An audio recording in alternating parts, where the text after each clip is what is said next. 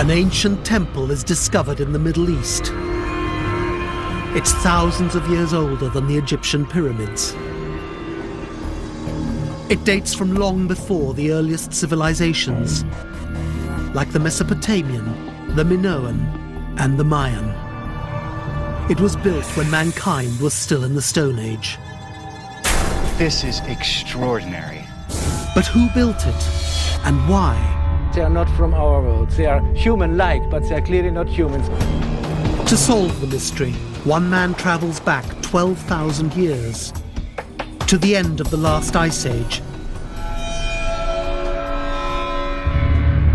Long before we discovered pottery, writing, or the wheel.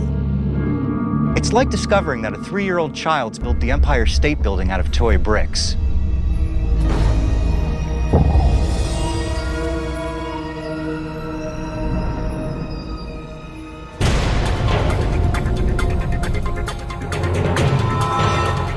For millions of years, mankind evolved slowly.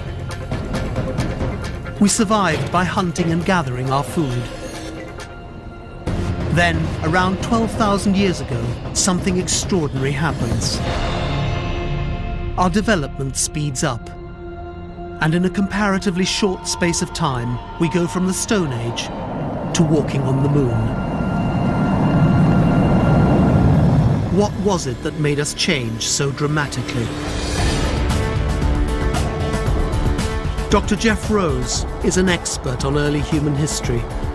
He's spent years studying this mysterious turning point in our cultural evolution.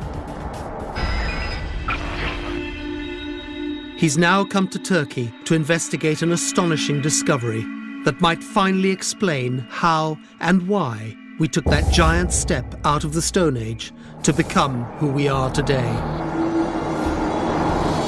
Walking on the moon was not the greatest leap mankind ever made. It was probably learning how to farm and produce our own food. The theory is that farming allowed us to settle down, to develop religion and build temples. Settlements grew into cities and then into powerful civilizations. Without having to hunt and gather for every meal, we had time to think, to invent, and evolve out of the Stone Age. At least that was the theory until now. Something pretty incredible has been found here in Turkey that puts a whole new spin on our cultural evolution. I cannot wait to see it. Turkey is an ancient land that bridges Europe and Asia. It's part of the Fertile Crescent, a swathe of the Middle East and Africa that includes modern Egypt, Israel, Syria, and Iraq. In this green belt, humans first settled, and the world's earliest civilizations arose around 5,000 years ago. And here is where the find has been made, at a place called Göbekli Tepe. Göbekli Tepe means Potbelly Hill in Turkish.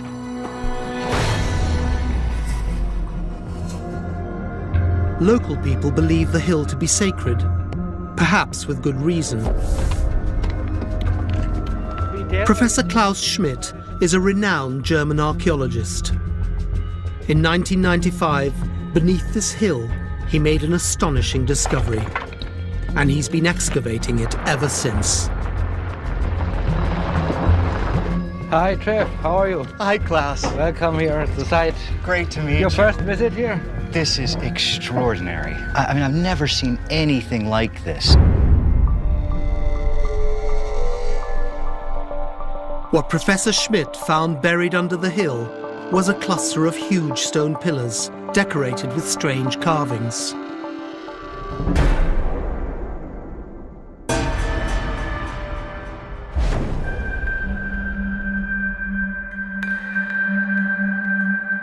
He knew he'd only uncovered a small part of the site. To find out how big it was, Professor Schmidt commissioned a survey with ground-penetrating radar. The survey covered close to 90,000 square meters, nearly as big as 20 football fields.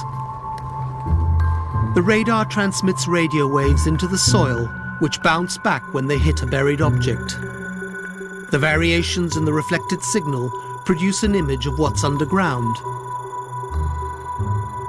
This enables Professor Schmidt to roughly establish the overall size of the site. How big is a site?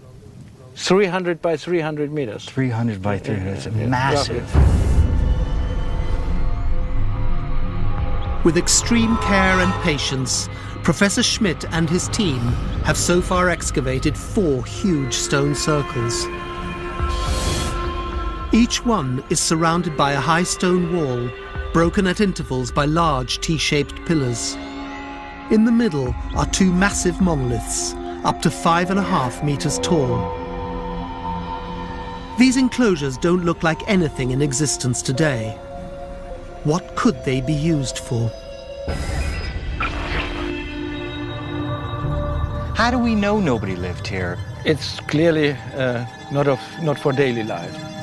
Professor Schmidt has worked extensively on other prehistoric sites in Turkey and is very familiar with the kind of dwellings Stone Age people built. He believes Göbekli Tepe looks nothing like them. Perhaps the key to understanding this place lies in the impressive carvings on the pillars. There you see a masterpiece of craftsmanship and high relief. Most probably a leopard. Is that all one block? It's one block made from one stone. Very well done work, very naturalistic. We can see the ribs are clearly depicted on this animal. The nose, the muscles, the teeth, an aggressive habit. The craftsmanship is amazing. I mean, it looks like it could have been done yesterday. Yeah. So what is the significance of the animals here at the site? As animals depicted in high relief seem to be more like guardians of the T-shapes. The T-shaped pillars reveal tantalizing clues to understanding Göbekli Tepe. The markings on them show that they're not just stone monoliths. They are stilized humans. These are stylized humans? Yeah. So, seeing the T-shape being the human head seen in profile, the body here, and now the arm is coming down, and the hand is depicted here with its fingers, and a belt is shown below the hands. So he's got another one here. Yeah, that's the second hand here, a belt buckle here, and a loincloth hanging down, a fox skin. So they're sort of standing, yes, it's standing this like way, this like with this. a loincloth.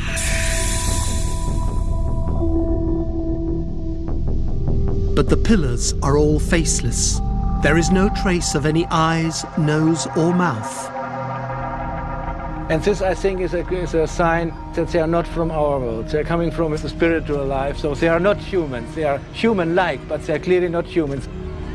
If they're not human, who or what do they represent? Are these people, or the ancestors, or deities? Maybe they are the earliest gods depicted in mankind.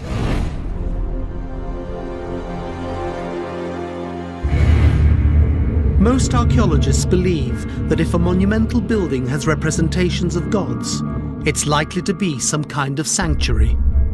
So would this be the oldest temple in the world? This is the oldest temples in the world, yeah. How old is it? 11,500 years they are standing here. Göbekli Tepe is much more sophisticated than Stonehenge, and yet it's 6,000 years older. It's 7,000 years older than the Egyptian pyramids. But there are more enclosures still buried beneath the hill. Some of them might be even older than that. What puzzles Dr. Rose is that at that time, around 12,000 years ago, mankind is in the Stone Age.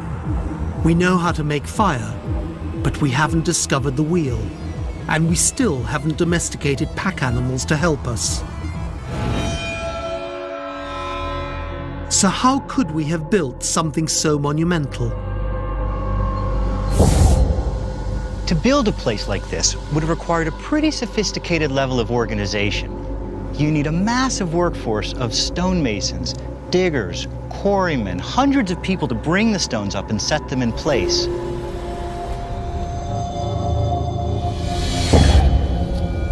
So who are these Stone Age people who can build such a place before we've even discovered how to make a clay pot?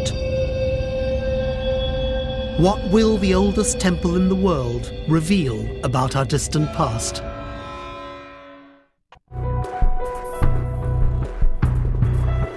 Göbekli Tepe has shocked scientists. Göbekli Tepe is smaller than an Egyptian pyramid, but the people that designed and built this place would have required a similar level of organization 7,000 years earlier. To carve, build, erect these pillars would have required a massive workforce, all needing to be fed and housed. So who were these people? Dr. Rose now goes looking for Göbekli Tepe's builders. If he finds out who they are, he may be able to answer the other big questions. Why did they build it?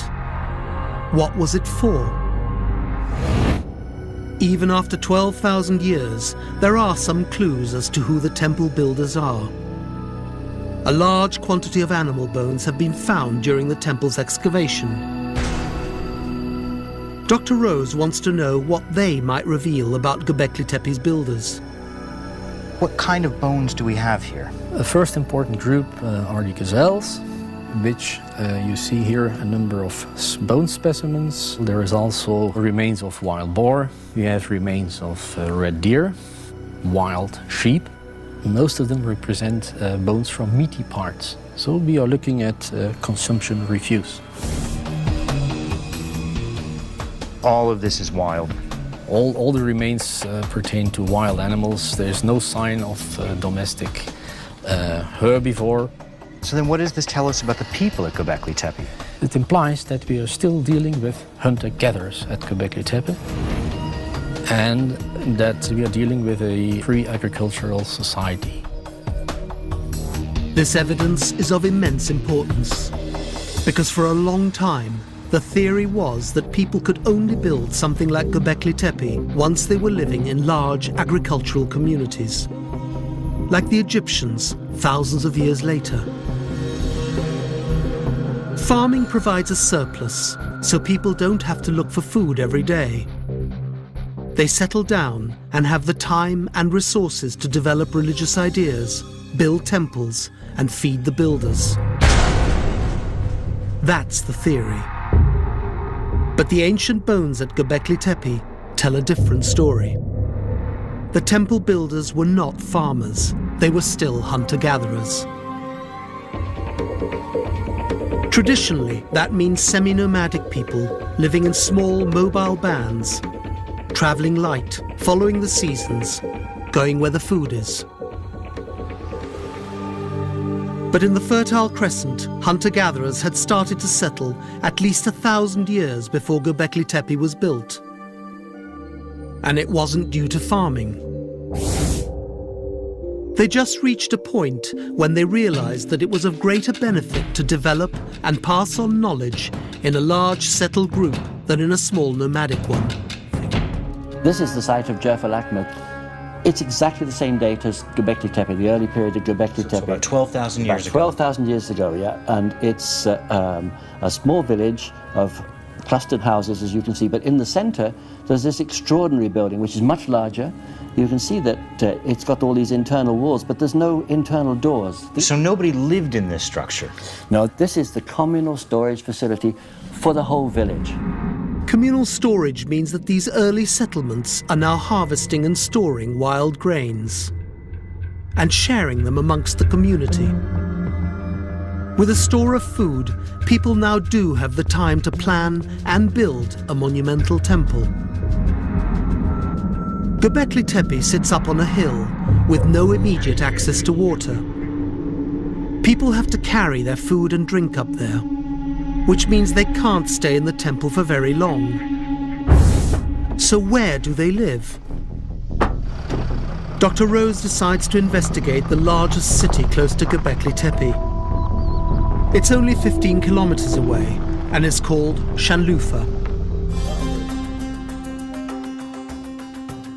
Its history is impressive. Local tradition says that Abraham, the patriarch of today's three great monotheistic religions, was born here around 4,000 years ago. But Dr. Rose finds evidence that the town is much older than that.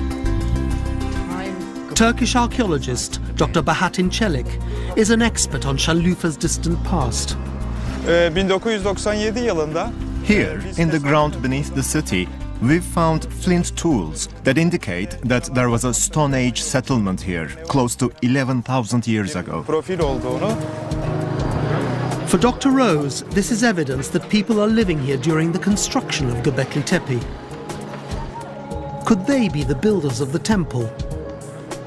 He then learns of an intriguing piece of evidence at the Şanlıurfa Museum. This statue was unearthed during construction work in the town. It's nearly 11,000 years old, almost as old as Göbekli Tepe. But this figure has a well-defined face, unlike the monoliths at the temple. Similar statues have been found at Göbekli Tepe. They are kept off-site to help preserve them. This guy is fairly similar to the large statue with the black eyes. Okay, he's a little bit smaller and he's a little bit more heavily weathered, but you can see he once had facial features. So the people that built Göbekli Tepe knew how to make statues with faces on them. They must have deliberately left facial features off those large monoliths because they were trying to depict some kind of deity or supernatural being. These statues show that it is quite possible that the inhabitants of Şanlıurfa could have built Göbekli Tepe. But they were Stone Age people. And the temple shows a level of engineering skill no one thought possible until thousands of years later. Dr. Rose is puzzled. So how did these people, who had not yet discovered agriculture, how did they plan, organize, and build something like this? It's like discovering that a 3-year-old child's made the Empire State Building out of toy bricks. How'd they do it?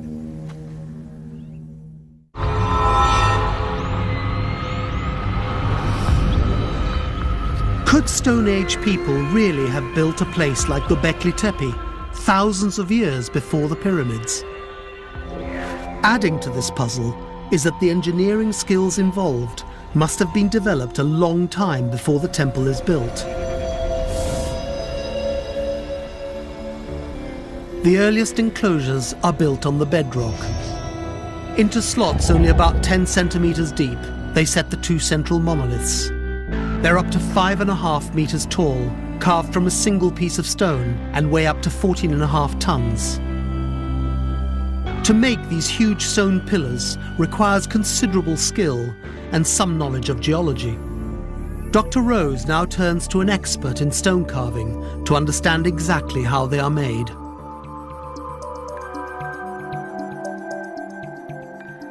Dave Chapman has spent years studying and replicating the way prehistoric people worked with stone. So all of this that we see here on this rocky landscape is part of the quarry that was used to make the monoliths. It would appear so. So this is one of the monoliths? Yeah, this is one of the monoliths. This is fantastic. This is about 7 meters long, so we'd think this is one of the early ones, probably about 12,000 years old. Using hard granite picks, the Stone Age masons roughly carve out the monolith while it is still on the ground. And then they're likely to be using levers, so they may well have had a fulcrum at the front, and then the levers go over the fulcrum. So they're just prying this giant thing up. Yeah. I think you can see evidence for this in the fact they've actually broken the stone in lifting it. This crack here. Yeah. Once they've got it pried up, Yeah. how in the world did they get it to the top of that hill? Basically, it's like rowing on land. The levers go in, and instead of sitting inside the boat, people stand outside. You push down on the lever and then pull back on the lever, and it goes forward. How many people do you think it would have taken to do all this? I think a team of 50 men could comfortably cut this and move this across the landscape.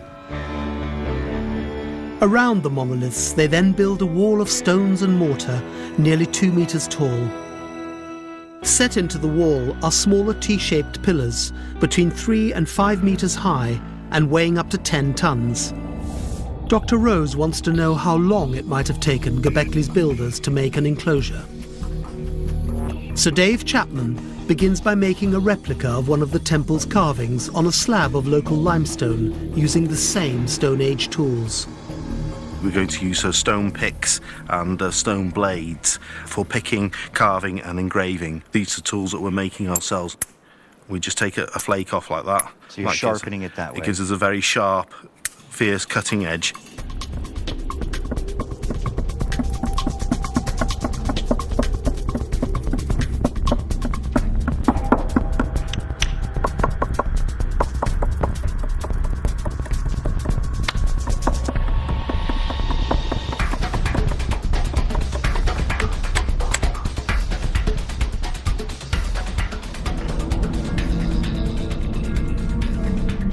This carving expertise is present throughout the temple, even in the temple's doorways. This strange object, it's a porthole stone, and we expect that it was an entrance in a vertical position there in this wall. The portal is the entrance to the enclosure. It weighs several tons and was carved from a single piece of stone.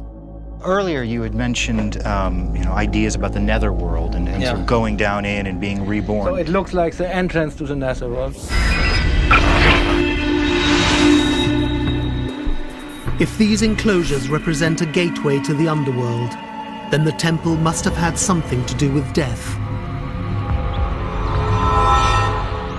Vital to creating this dark world are the creatures carved on the pillars. It looks like a laborious process, but Stone Age masons were masters of their medium.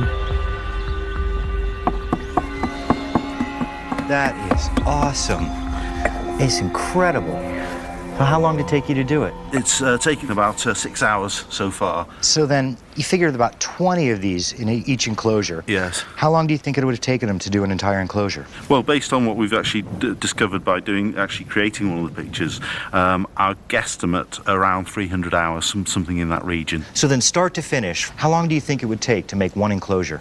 Well, just running the figures back and based on about 60 or 70 people working on the site, it's achievable within, say, 6 to 12 months, something like that, maybe a bit longer with a smaller crew. The finished enclosures are roughly 10 to 30 meters in diameter. But Professor Schmidt now knows there are many more than just 4 of them.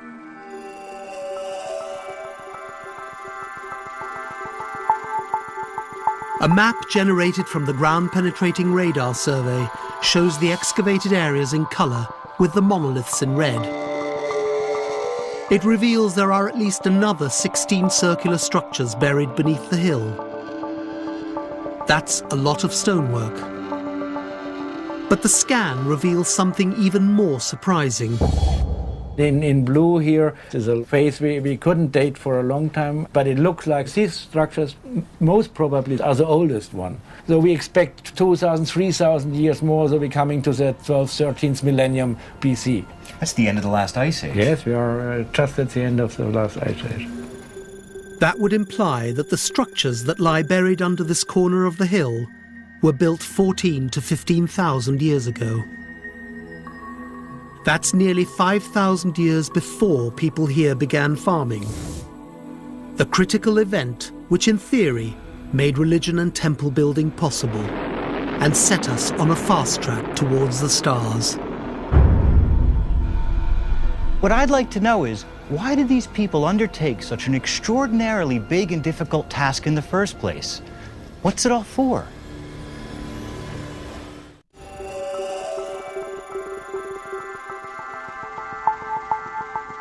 Dr. Rose is certain the key to understanding Göbekli Tepe lies in the images carved on its stone pillars.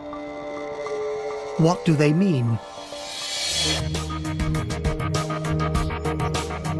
To help him understand the ancient carvings, he now travels to Istanbul to look at the symbols in another temple. The Church of the Holy Saviour in Kora was originally built some 1,600 years ago, then rebuilt 850 years later.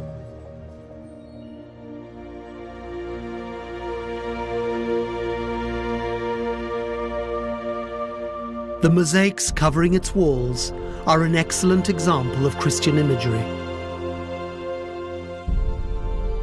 key to any place of worship is that the symbols are understood by everybody that gathers there. Its role is to unite the congregation in a common purpose through shared beliefs and all the rituals that go with them.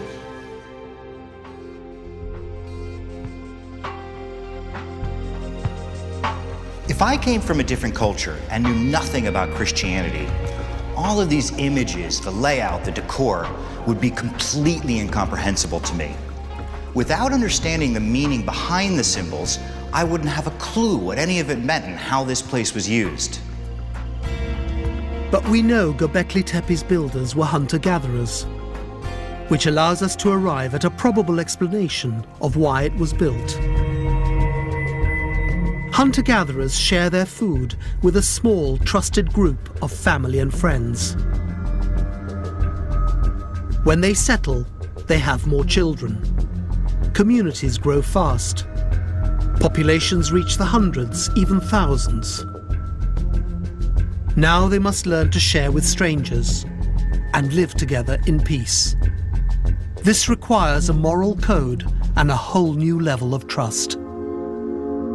So you need something which pulls the community together, which shows that you share these ethical codes. Yeah?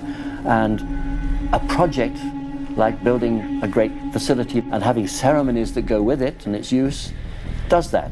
It comprises an ethical code of this is how you behave if you belong in our community. Different neighboring communities draw together an array of talents to make their religion concrete. So a stonemason from one group, a master builder from another, a carver from another, and they build a temple. A massive project like this forces people to work together, to rely on each other, and trust one another. It unites people. Something like, if I see you in my church or I see you in my synagogue, I trust you. I may not know you very well, but I trust you.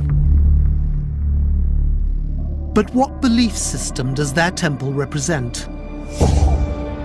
For thousands of years before Göbekli Tepe, it appears that people believe that everything, animals, plants, stones, natural phenomena, all have a spirit.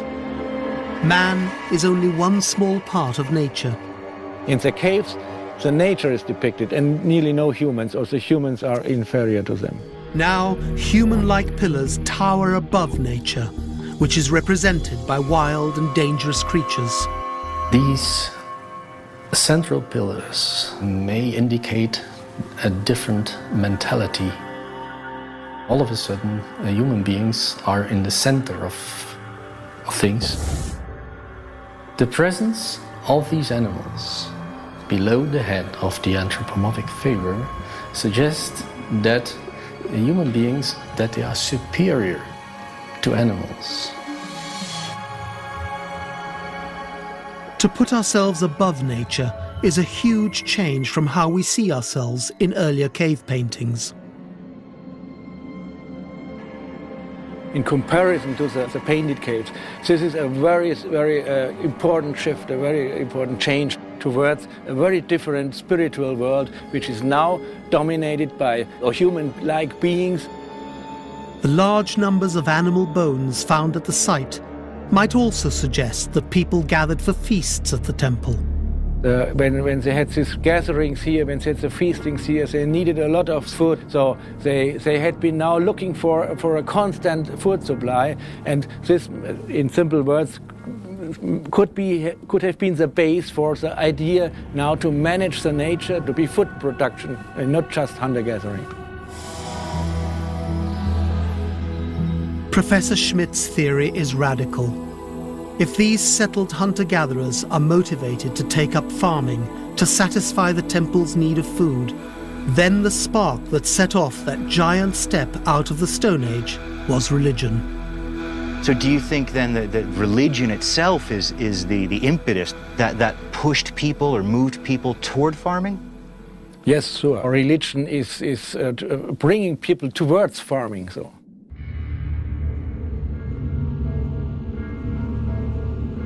We always thought that organized religion developed as people settled and started farming. But this religion predates agriculture. So what were they trying to achieve?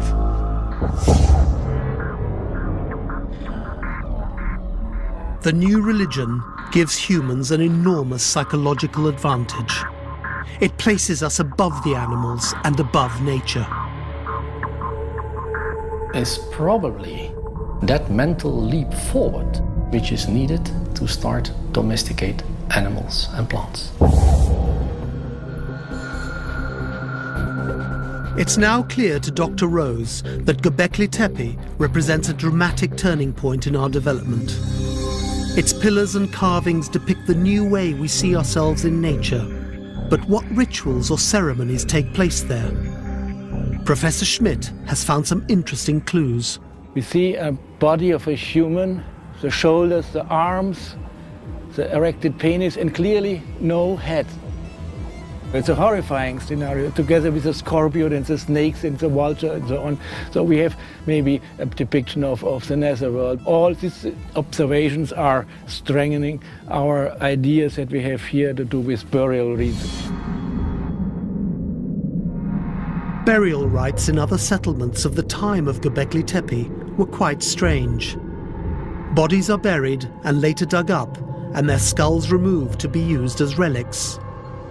Was Göbekli Tepe dedicated to death rituals?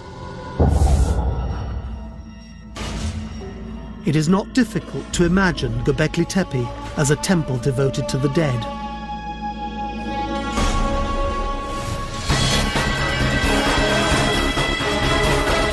A portal leading into a flickering netherworld, where the skulls of the deceased are separated from their bodies, and bizarre rituals performed beneath imposing monoliths proclaiming man's mastery over the wild beasts.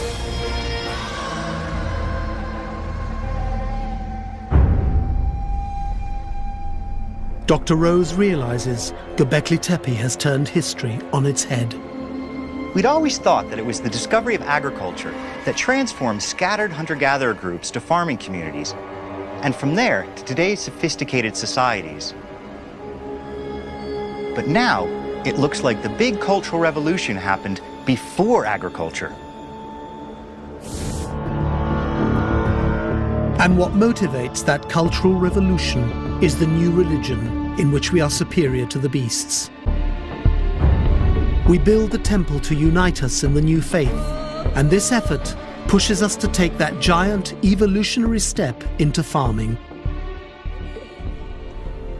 Göbekli Tepe suggests that it was the urge to worship that sparked civilization. And then Dr. Rose learns something bizarre. After the huge effort to build this extraordinary place, the people who use it then bury it. Why?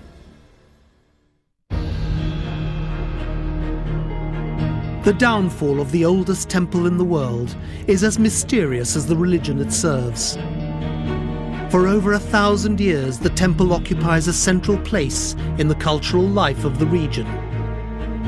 People living up to 200 kilometers away use it as a ritual center and somewhere they can share news, ideas, and discoveries. Here, the agricultural revolution that changes the course of mankind begins to take shape. And as this new way of life develops, so the temple changes with the times.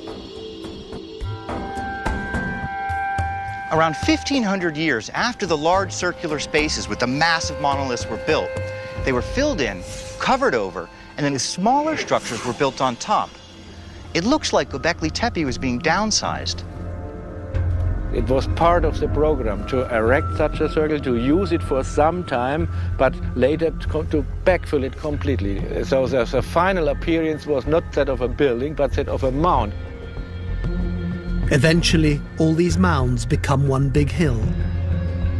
Excavating it, Professor Schmidt has now uncovered one of the smaller enclosures built over the older ones. Yeah, now we are in B. This comes later than what we saw over there. Later than C and D, that's quite clear. With, again, two central pillars, well preserved, but with a height of only 4 meters. These 4-meter monoliths are now a full 1.5 meters shorter than the older ones. Later on, even smaller rectangular spaces are built on top of the previous ones. Göbekli Tepe hangs on for another 1,000 years, but the downsizing is dramatic. The enclosures get smaller, the monoliths progressively shorter, and the number of pillars in the surrounding wall dwindle until there are none. Finally, around 10,000 years ago, Göbekli Tepe disappears, buried beneath a man-made hill. But why did they so completely erase such an important place?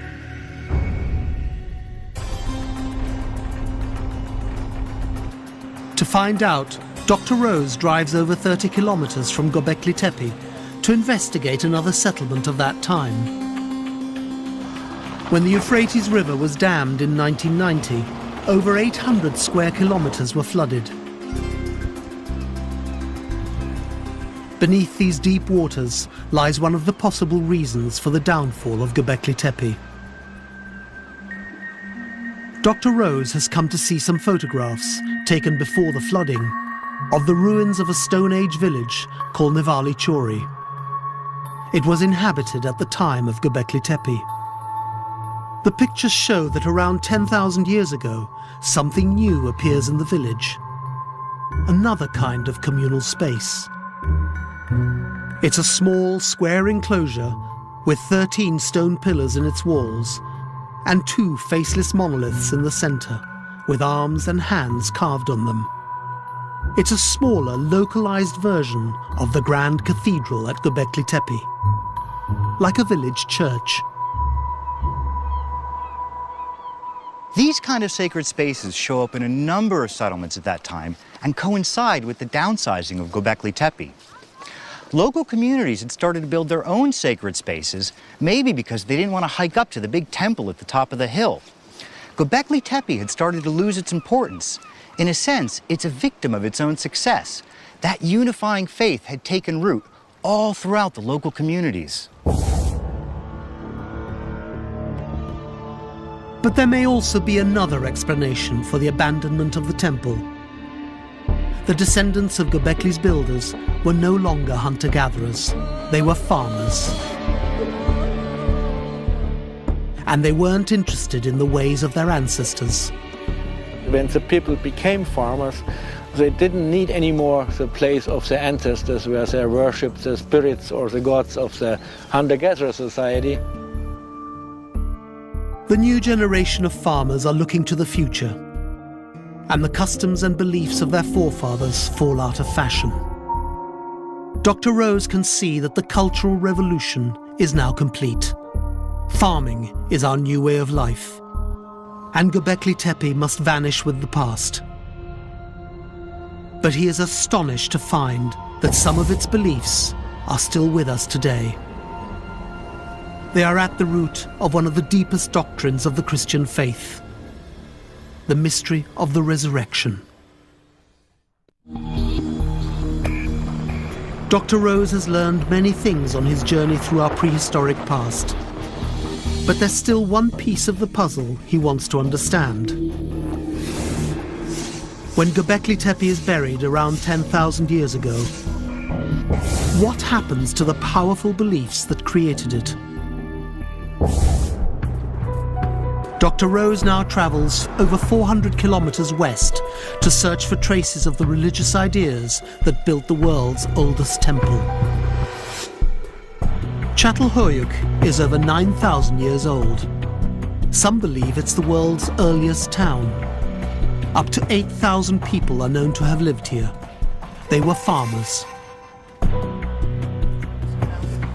Dr. Tristan Carter has worked on the excavation and discovered a number of links with Göbekli Tepe. So you're seeing the same imagery here that we saw at Göbekli Tepe. We've got wild bulls, we've got leopards, we've got wild boars. It ties in with this very deep set of beliefs that goes back to at least 2,500 years to Göbekli Tepe. A belief system, a moral code that's maybe come out of a hunter-gatherer world is still essentially, you know, the basis of a community of farmers many hundreds of kilometers, many thousands of years later. So the burial of Göbekli Tepe is not the end of its story. Its seeds, both spiritual and physical, were spread far and wide.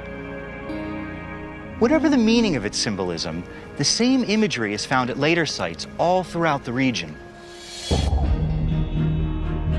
Dr. Rose finds the same symbols he saw at Göbekli, now brought into the home 2,000 years later.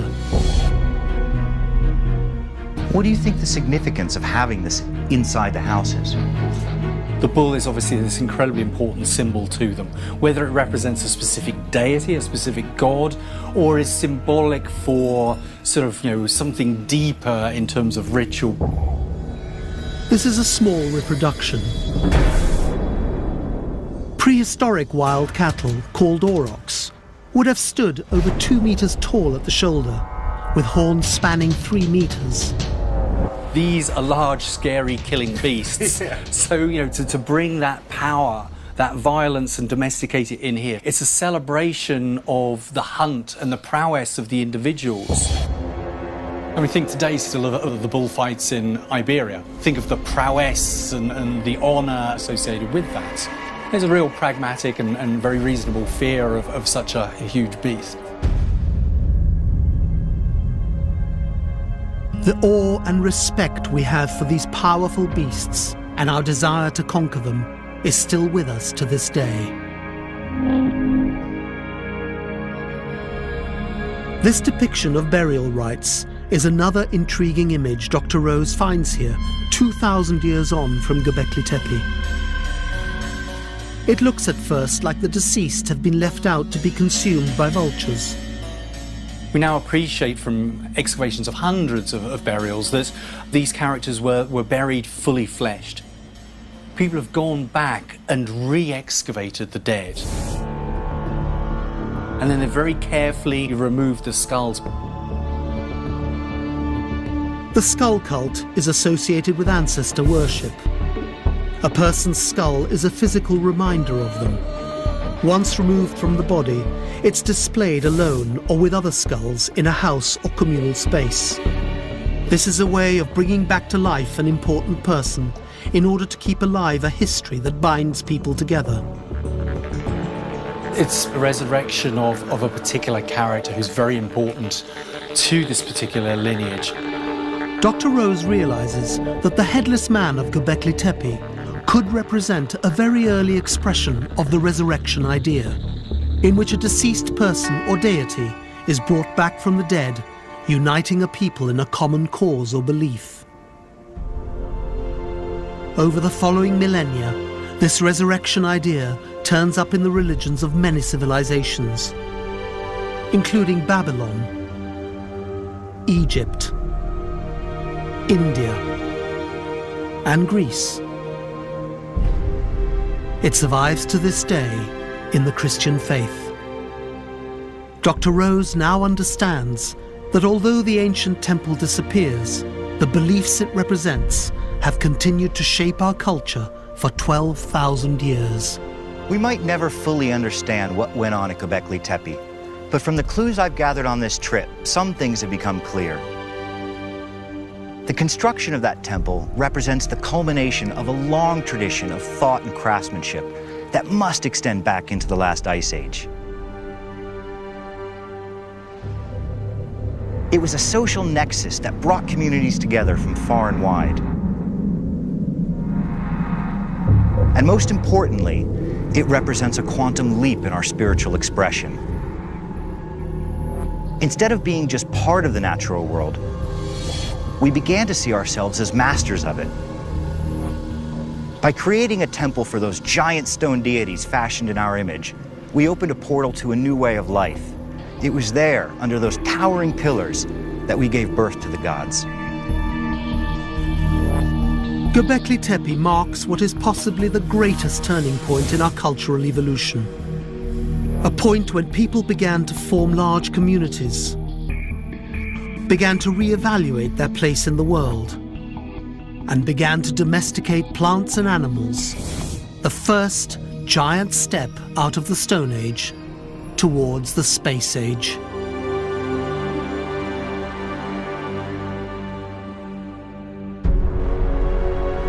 Delve into the mysteries of Britain's brutal past in Tony Robinson's Superstitions, brand new next Tuesday at 9. Stay tuned for the latest air crash investigation.